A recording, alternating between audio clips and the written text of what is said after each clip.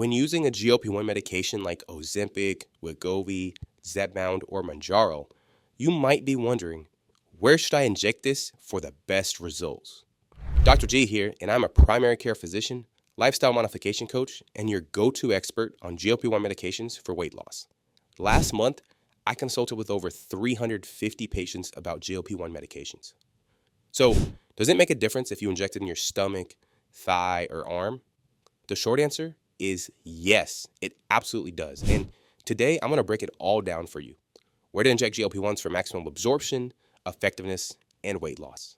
By the end of this video, you'll know exactly where, how, and why placement matters so you can get the best possible results from your GLP-1 injections. So let's dive in. Tip number 1, understanding how GLP-1 medications work, the slow drip effect. Before we talk about where to inject, let's quickly cover how these medications work. GLP-1 meds don't give you instant effects like insulin does, and you don't want it to. Instead, they act slowly, stay in your system over days to regulate appetite and blood sugar. Think of it like a slow drip coffee pot. Instead of a quick jolt, it builds up and keeps working steadily in the background. This slow drip translates to a slow absorption of the meds. With that being said, the injection site affects how evenly the medication is released into your system. That's why picking the right spot can have an impact on your weight loss results. Tip number 2, the best injection sites. There are 3 main places to inject your GLP-1 meds. Number 1, the abdomen, aka belly. Number 2, the thigh, front of the leg. And number 3, the upper arm. All 3 of these areas have been used in trials, which were presented for FDA approval for all of the GLP-1 injectables so far, but by far the most popular, and according to a small study conducted by Lilly, the most effective is the belly. But here's the key. Not all sites absorb the same way. This is why the abdomen is probably the best choice for most people. It absorbs quickly and consistently, it's easy to access, and it's less painful for most people. Now for the thigh, it has a moderate absorption rate, so it's a slightly slower absorption than the abdomen, and it can be more painful due to more nerve endings. Now for the upper arm, that has the slowest absorption rate, and it's also the least consistent absorption, and it's harder to reach if you're injecting yourself. So if you're looking for the best weight loss results, the abdomen is usually the best choice. Tip number 3, how to inject correctly, the pinch and push method. Now that you know where to inject, let's talk about how to do it correctly. I use the pinch and push method, and here's how it works. Pinch a fold of skin in your chosen injection site, the stomach, thigh, or arm. This ensures you're injecting into the fatty layer, not muscle. Next step, push the needle in at a 90-degree angle, straight down, not at a slant. This will ensure you are putting the medication where it needs to be. Now, before you run to the comments, I know you've seen me inject at an angle, but I've been injecting medications for years, and I am sure I am placing it in the right place. Next step, inject slowly, then remove the needle and apply light pressure with a cotton swab. Now, here's a bonus tip.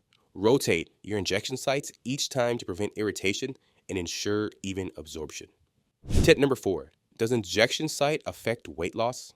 The gas tank analogy explained. So, a lot of people ask, why lose more weight if I inject in my stomach instead of my thigh?